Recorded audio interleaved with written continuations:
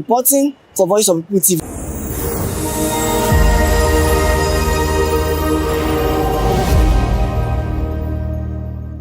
This is Joseph Adebayo Adegbe, aka Mudela, the costume designer. Keep watching VOP TV. It's a place.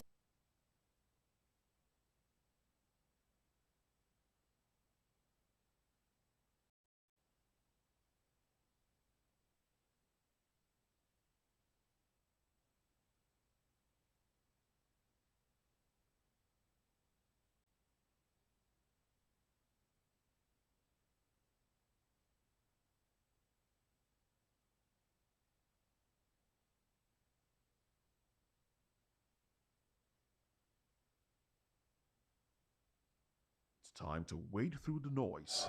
Hunger no get tribe. Hunger no get religion. And scan the human interest and trending topics that matter. Stay tuned to The Issues, your plug to the stories making the buzz, from politics to science and technology, social justice, and more. Let's tackle the tough questions and expose the truth. The Issues on Voice of the People Television, Mondays to Fridays, 8 to 9 p.m. The Issues. Don't just react, understand.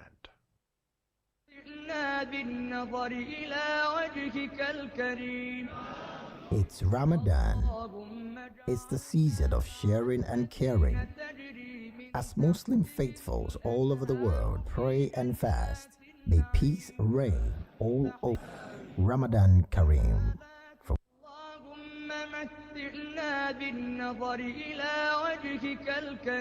From the views on the street We go to bed empty hunger. to the blaring horns of a hustling city, the loudest voices of the common man got a medium to be heard. This particular administration, they were coming unprepared. It's not a bad thing to renovate the president's lodge. Through top-notch programming, unbiased reportage of news, sports, business, entertainment, and cultural documentaries, Voice of the People 90.3 FM became a symbol for 21st century media. And now, a new baby is born. Voice of the People Television, VOP TV, youthful, full of vigor and penchant for excellence in the continent's media space, exposing the wrongs, applauding the rights, dissecting the news without fear or favor, through factual and accurate stories and contents. Corruption kills three things that makes a society.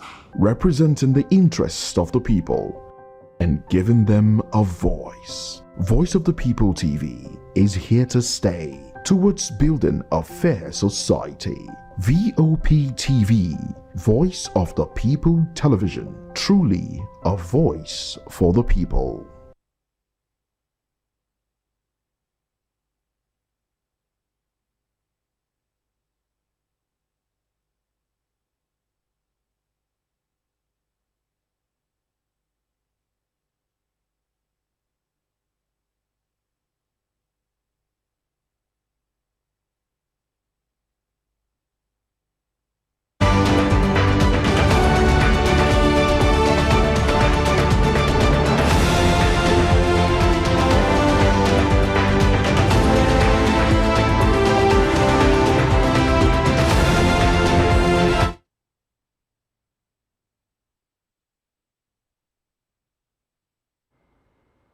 Good evening, Nigeria. Welcome to another exciting episode of the Issues on Voice of the People TV, where we bring you the most important and pressing issues shaping our nation today.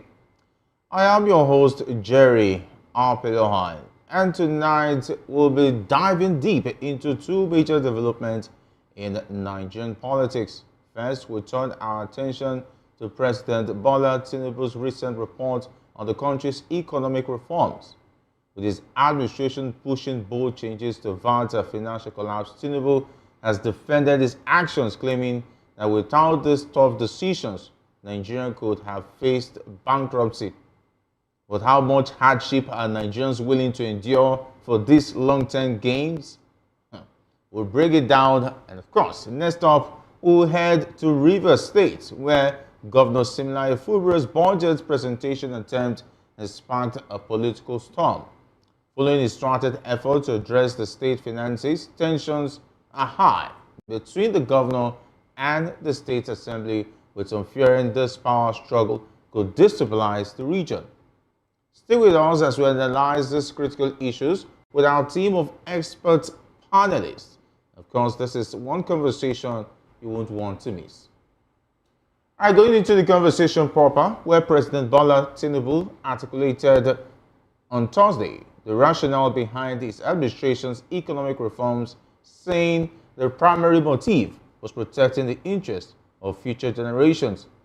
The president said these at the State House in Abuja while receiving a delegation of former National Assembly colleagues from the aborted Third Republic, during which he served as a senator representing Lagos West. Away from that, we head to Rivers State, where following a fresh effort by the Rivers State Governor Siminalayi Fubara to present the 2025 budget in line with Supreme Court directives, the Rivers State House of Assembly, led by Martin Amawule, has adjourned its plenary indefinitely. The decision was taken during the plenary session held at the Assembly quarters in Port Harcourt on Friday. Meanwhile, the Rivers State Governor, Fubara, has again written to the Rivers State House of Assembly proposing Wednesday, March 19, 2025 as a new date for the presentation of the 2025 state budget.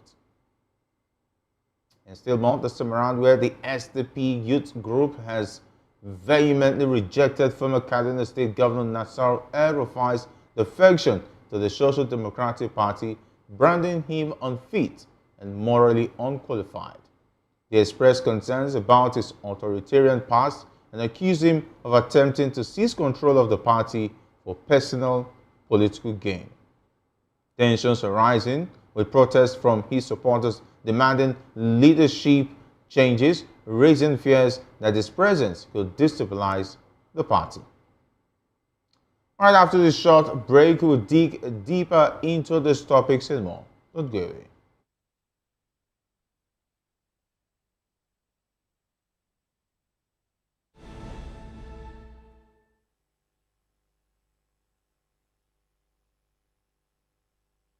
In a world where truth is the ultimate power and opinions scream the loudest, it's time to wade through the noise. Hunger no get tribe. Hunger no get religion. And scan the human interest and trending topics that matter. Stay tuned to The Issues, your plug to the stories making the buzz, from politics to science and technology, social justice, and more. Let's tackle the tough questions and expose the truth. The Issues on Voice of the People Television, Mondays to Fridays, 8 to 9 p.m. The Issues. Don't just react, understand.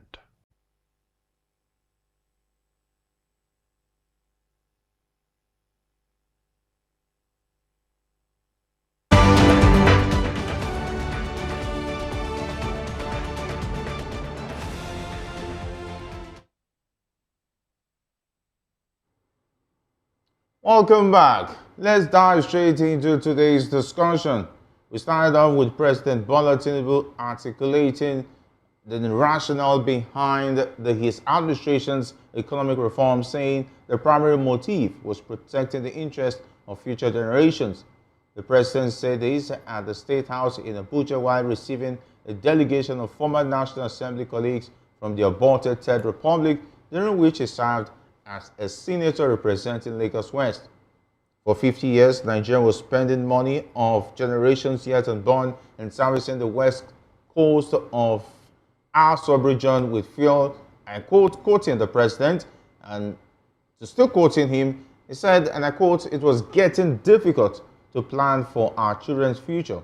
Tinubu was quoted to have said in a statement by his media aide Bayo Onanuga. He highlighted the challenges faced at the beginning of his administration, especially economic and social issues, and expressed his gratitude for the delegation's support in addressing these difficulties. He said firm adherence to democratic tenets is the best route to economic, social, and political development.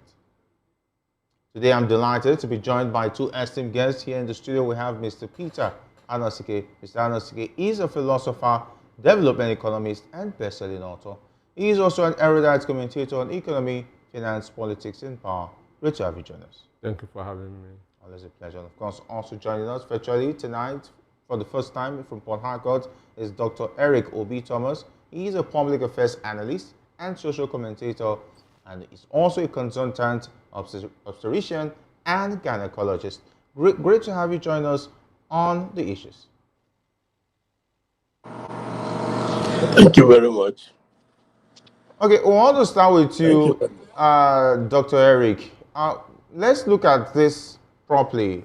Given the current reforms under President Tinubu, how do you justify the immediate hardship on citizens against the long-term benefit promised by the president?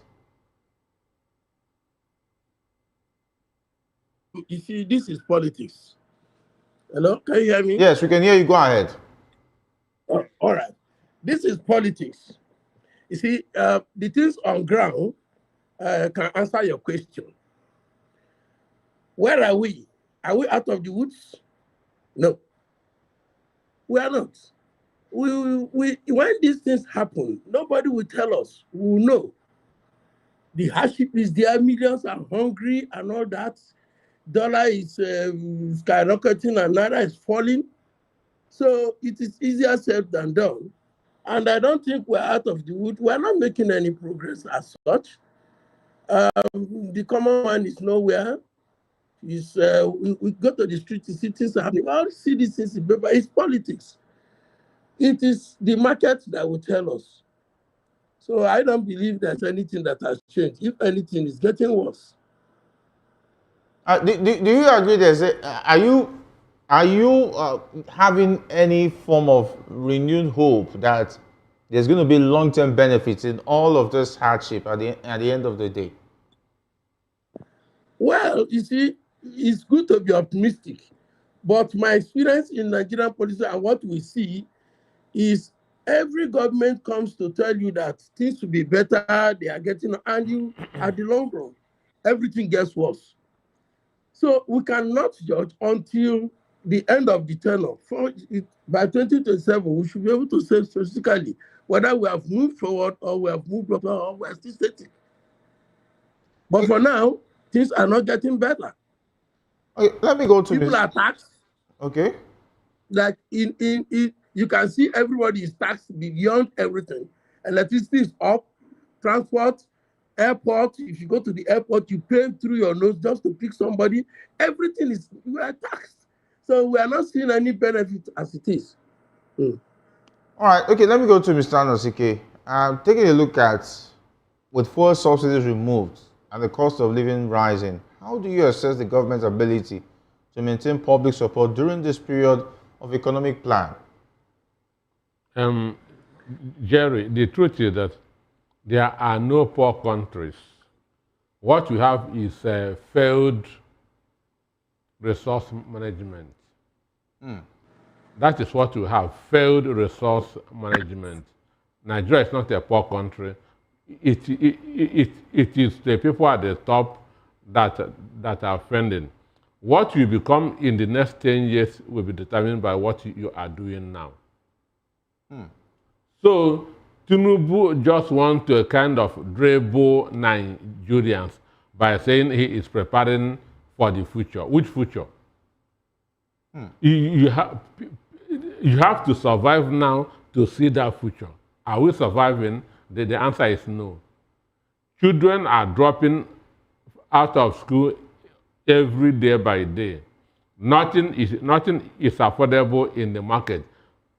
Open all the pages of the newspapers. What you hear is kidnapping, armed robbery, and so on and so forth. So he has no answers to anything. Tinubu ran out of ideas just within 30 months of coming into office. 30 months of coming into office, Tinubu has run out of ideas. What he has been doing is trial and error, policy somersault. So he has no grip on on economy, on security, on anything.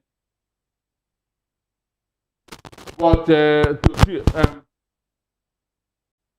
I'm preparing for the future. Which future? It is what you are doing today that will determine that future. What is he doing? He's not doing any damn thing. He's not doing any damn thing.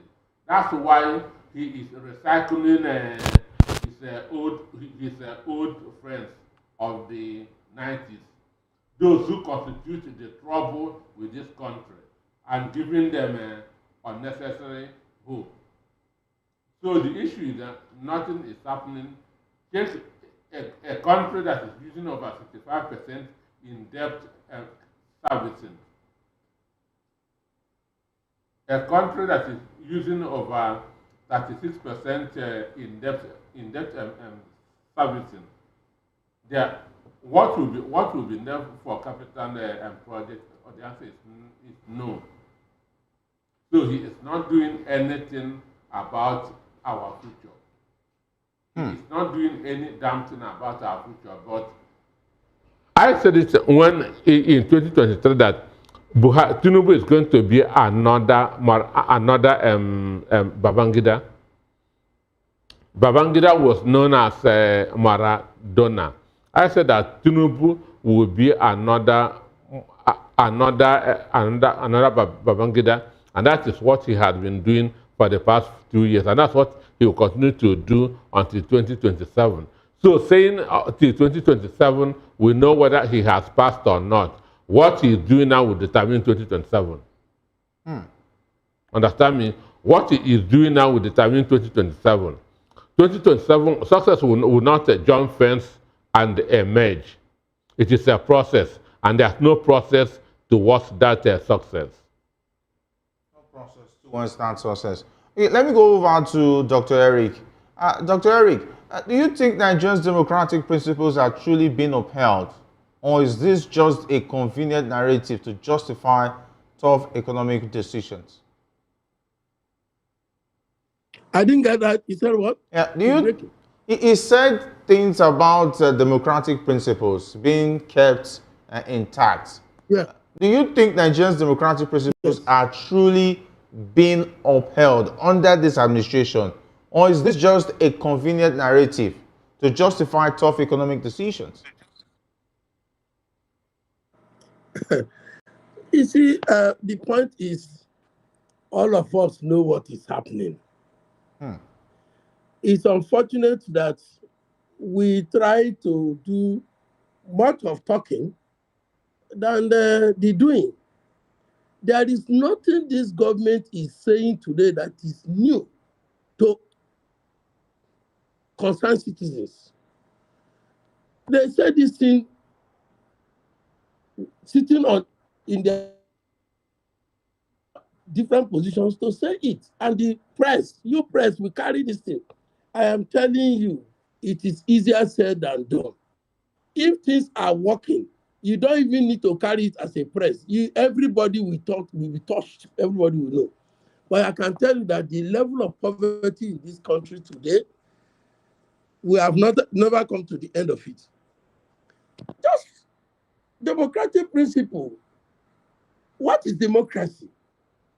Government of the people, by the people, for the people. That's the definition. Is this government for the people? We are talking of poverty, and they are buying SUVs. We are talking of poverty, they are buying aircraft. We are talking of poverty, they are doing all sorts of things, awarding contracts that are so huge. What are we doing? Is it not somebody who is alive that will enjoy facilities? The democracy from the definition is not working. Democracy starts with the people, for the people, and of the people. Can we say the same with what is happening? Can a poor man come and eat? Do you have good services? They are talking of electricity. Do you know how much people are paying for electricity now? We are talking about flights. Do you know what people are paying for flights?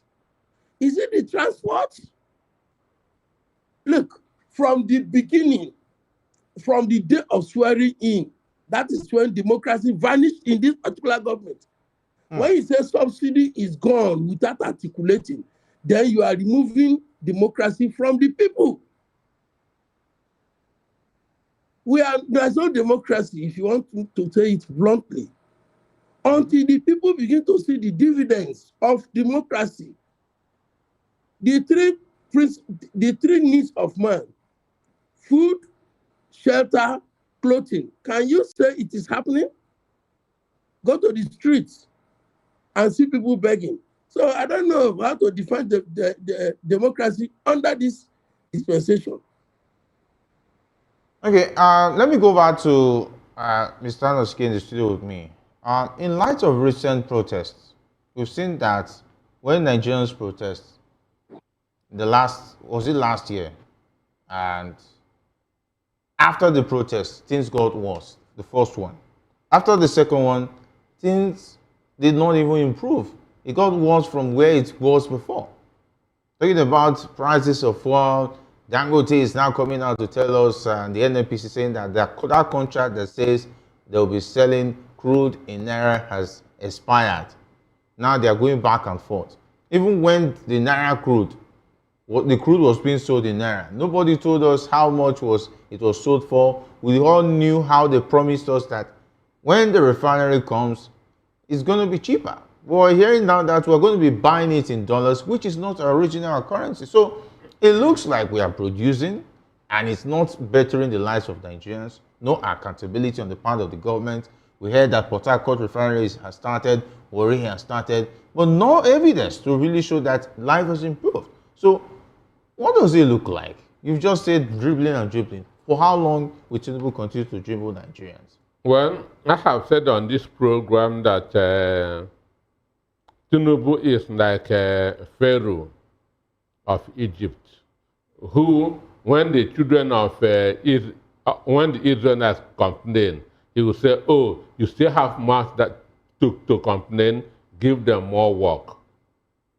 So the more Nigerians protest, the more Nigerians complain, the more things are becoming tougher. Which is also what he promised during the election, that he's going to reduce their purchasing power, understand, and widen the tax net. So he is just doing exactly what he promised to do. You understand me? That is going to reduce. When somebody reduces your purchasing power, he has reduced your essence as a human being. He has reduced your essence as a human being. He has reduced your value as a human being. Talking about democracy, the other name for democracy is development. Democracy does not just mean wearing suit and agbada. Democracy means the development. And where there's no development, there's no democracy. I can proudly say that that Captain Ibrahim Traoré of Burkina Faso is practicing democracy. As a military head of state? I can say that he is practicing democracy. Because government is about the happiness of the greater number of people in the society.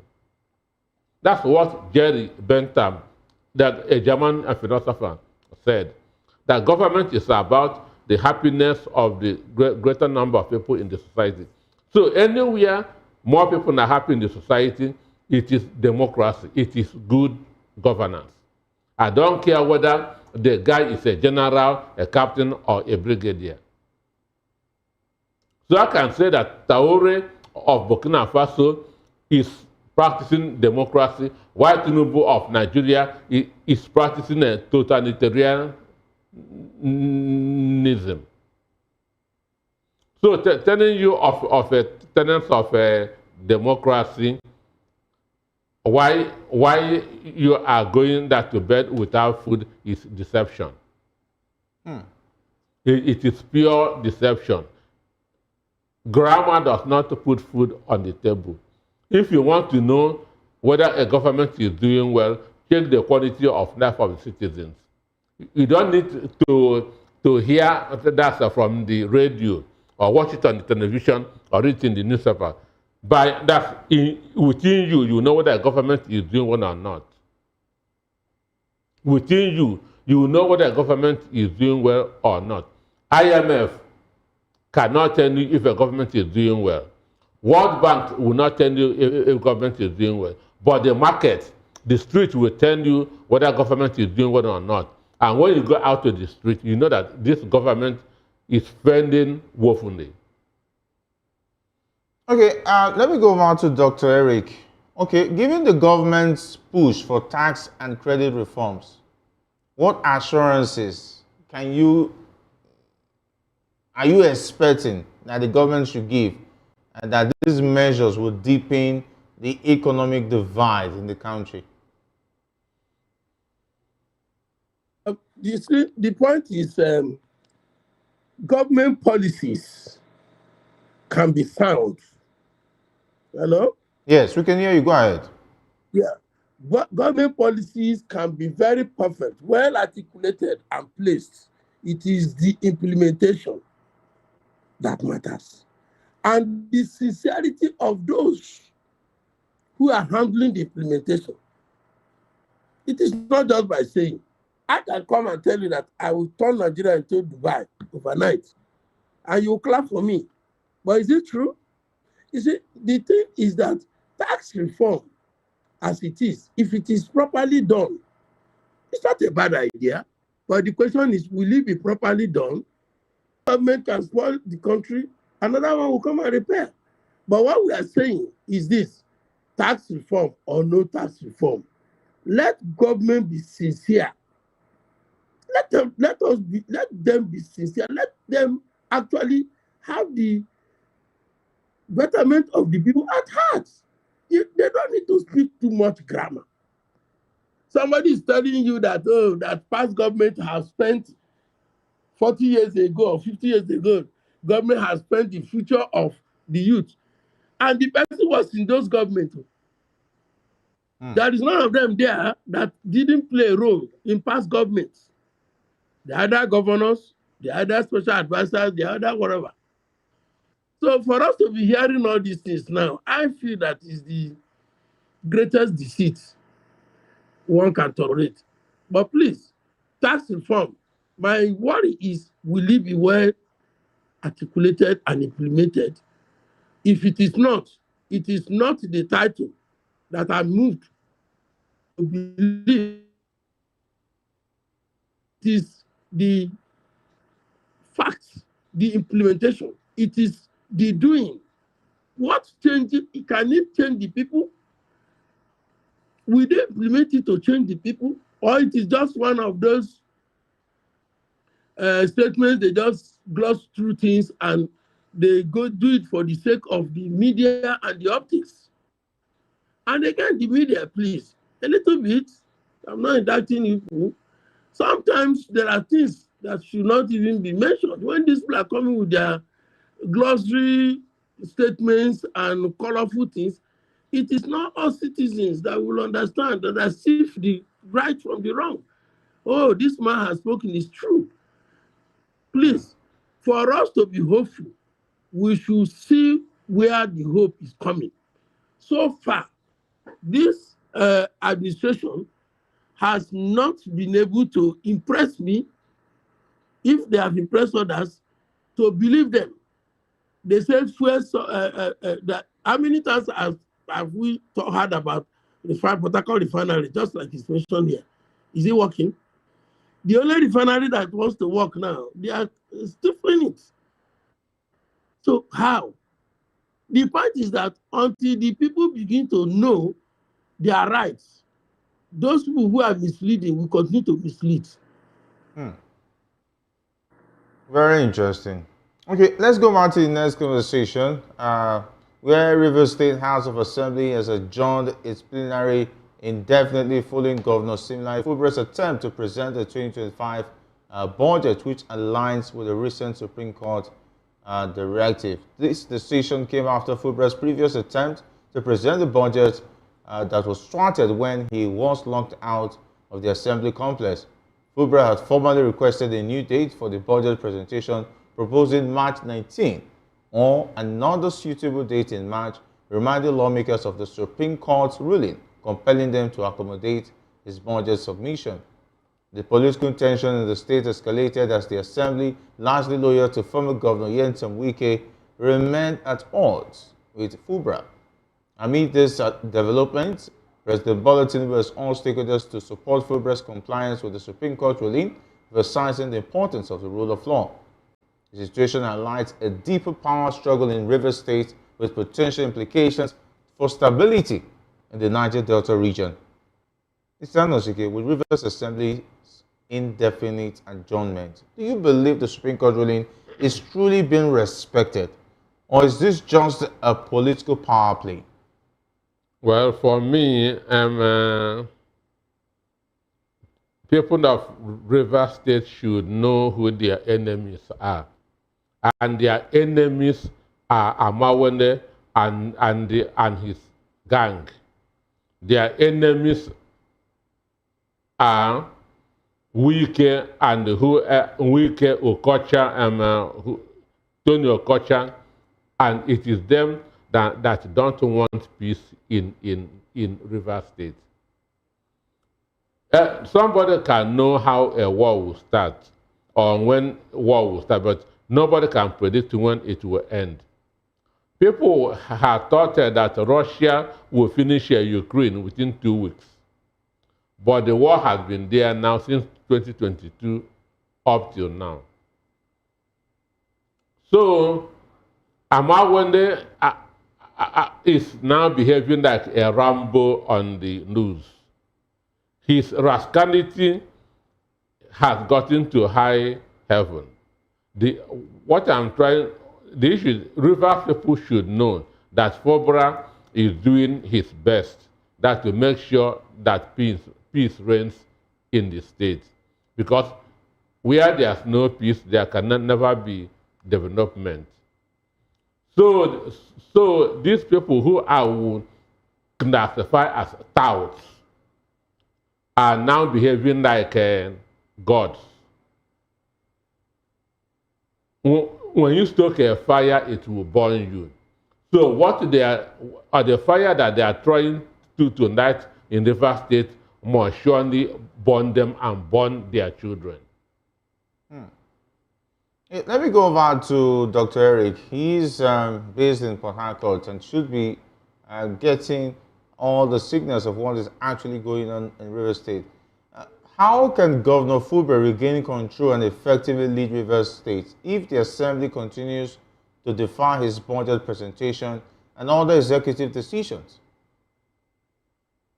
Well, the interesting thing is that sometimes there is this adage that they say, when monkeys, I wouldn't want to use the word foolish because that's how the adage says. When monkeys begin to laugh, when the trees are fell, they will think, they don't know that it is their home that they are destroying. Okay? So the trees that they are destroying now, we are watching. But let me tell you one thing. It is a good thing that the governor has complied or attempted to comply with the Supreme Court decision. This is just something one can liken to what is happening in Ukraine and Russia and America. You remember a fortnight ago, the American president was having a very big banter with the Ukrainian president. And it was as if the Ukrainian president was the person that didn't want peace. But when the man agreed to peace, the person that they were even supporting now said no, that's the man of Russia. So today, it is very obvious that the person who doesn't want peace is not Zelensky or the Zelensky of Ukraine. It is now the Putin of Russia. And that's exactly what's happening now. The man says he wants to present budget. They say no. He must write them officially and all that. Meanwhile, communications have been going in government even as circles through social media. Even the federal government can send you a message. Most of the meetings they have these days, we are no more in the era of analog. We're in digital era. A message was sent. I remember a couple of weeks or something, government sent me a message to come for a meeting. I never got it on my hard copy. It was through the social media. I would have sat down there and said, no, I'm not coming unless you write me. Are we improving or we're reducing? The important thing is that the intention is to have this meeting. So for that to run, the world will now know who is not asking for peace. And of course, as it is now, I don't think the Supreme Court or the law will hold the governor to ransom for not obeying. But the important thing is this, and that is it. The thing is that they are creating room for them to quickly lose their case. The way it happened, when they all vamoosed and went to another party and came back, I think the same thing will repeat itself now. They will come back. And I don't think government will be stalled if they don't pass that budget. It will be going on. Even in budget passing, I think there's a procedure. If the House says they are not going to approve budget, and the government does what it can do, and it doesn't have, I think there's a window where the governor can continue, because you can't grant the governance. They cannot grant governance. So I think they are not being properly advised. They should have gone, taken it, and then proceed and let there be peace. But now they are playing into the court of the governor, from my opinion. And I should tell them, I should be advising them to come back, because this thing is for all of us. If the state grants to a halt, if it doesn't affect them directly, it will affect them indirectly. But I don't think the state will grant to a halt. Okay, let me go to Mr. Anosike. The president has called for adherence to the rule of law in Rivers State. Is this just a rhetoric, a political rhetoric, if you want to look at it, or does this genuinely have a strategy to resolve this escalating conflict? For me, Tinubu is doing a hide and seek. That's in this issue. He doesn't want to be sincere. He doesn't want to be transparent. The man that is pulling this trigger is well known to everybody.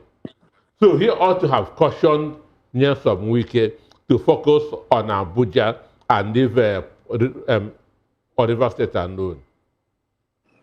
Because everybody knows that the troublemaker here is Nyesom Wike. Tinubu ought to have cautioned Nyesom Wike to focus on his job in Abuja and leave governance to the person there.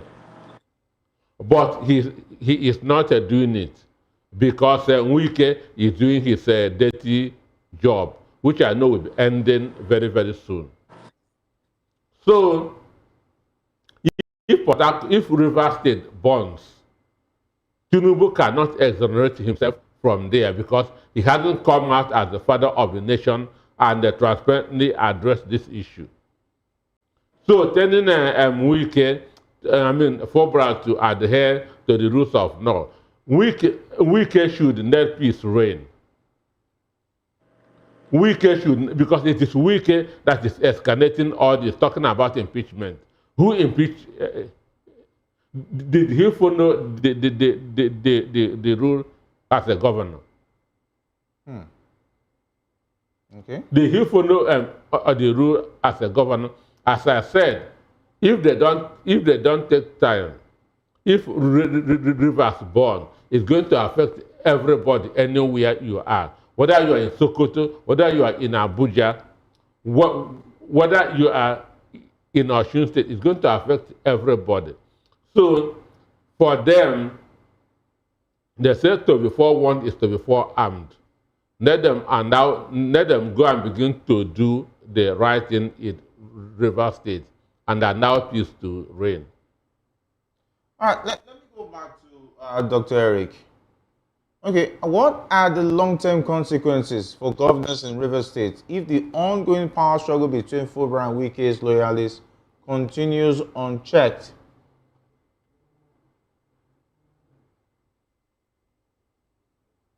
Dr. Eric, are you with us? Yes, hello? Yeah, Can you hear me? Yeah, I can hear you. I was just asking, what are the long-term consequences? Yes, I heard you. I was just answering it. Okay, go ahead. The long-term consequence for chaos is what? Chaos. That's all.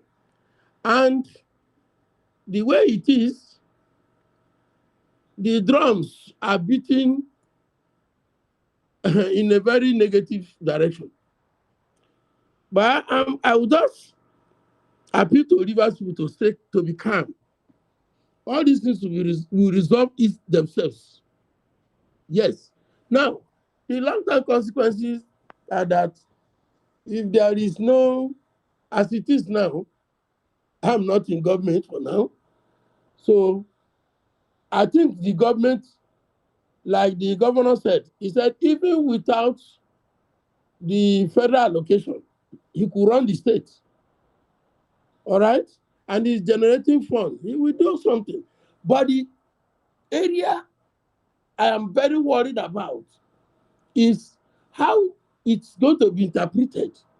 Because they said if the governor does not represent the budget, that River State allocation will not be given. Now, the government has gone to represent budget, and we have artificial stock blocking him. Who is to blame? Will the law still hold the governor that he has not presented budget and the allocation, the due allocation to the state will not be given? That is the area I am worried about. Now, these people are not going to sit.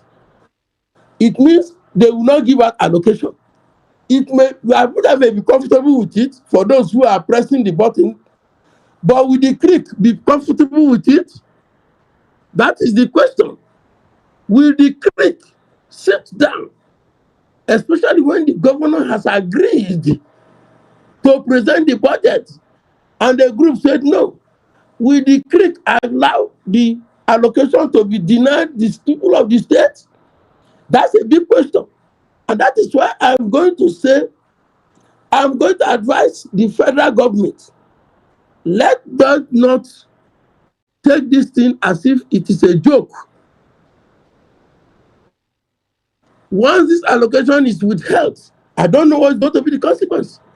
But had it been the governor said he was not going to present that, he's not making any move, I would say the governor should go and present it in. Because when you obey law, you are not a weakling. You are a law-abiding citizen. And that's what we want everybody to be.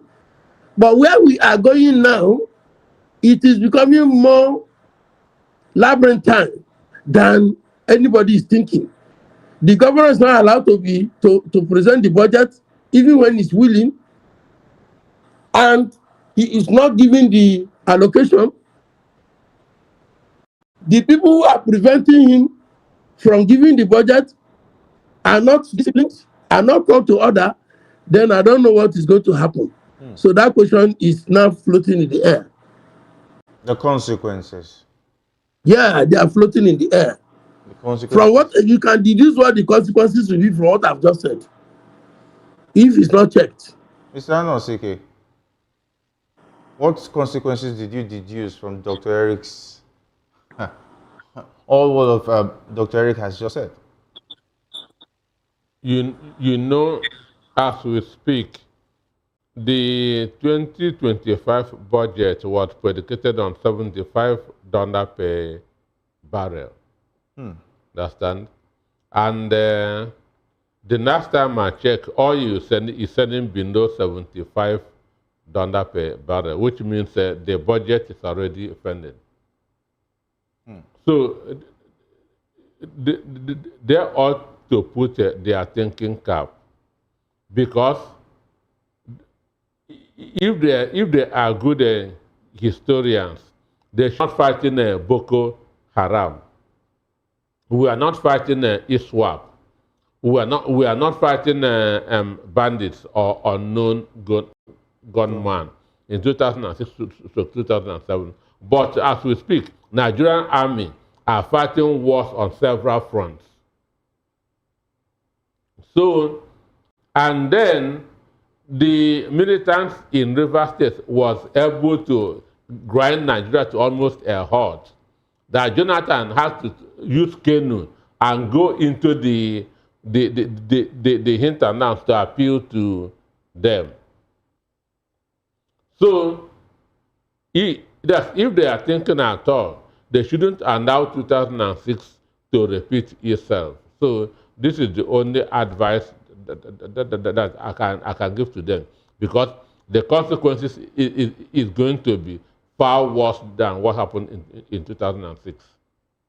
All right, finally, before we go, let's go over to the SDP, where the youth group has strongly opposed the defection of former Kaduna State Governor El-Rufai to the Social Democratic Party, labeling him as unfit and morally unqualified. They argued that his history of suppressing opposition and authoritarian governance makes him a detrimental addition to the party. In a statement, Comrade Abdul Samad Bello, the group's president, expressed concerns that El-Rufai's entrance signals a takeover attempt, citing his immediate demands for leadership changes within the SDP. The group accused him of using the party solely for his personal political ambitions.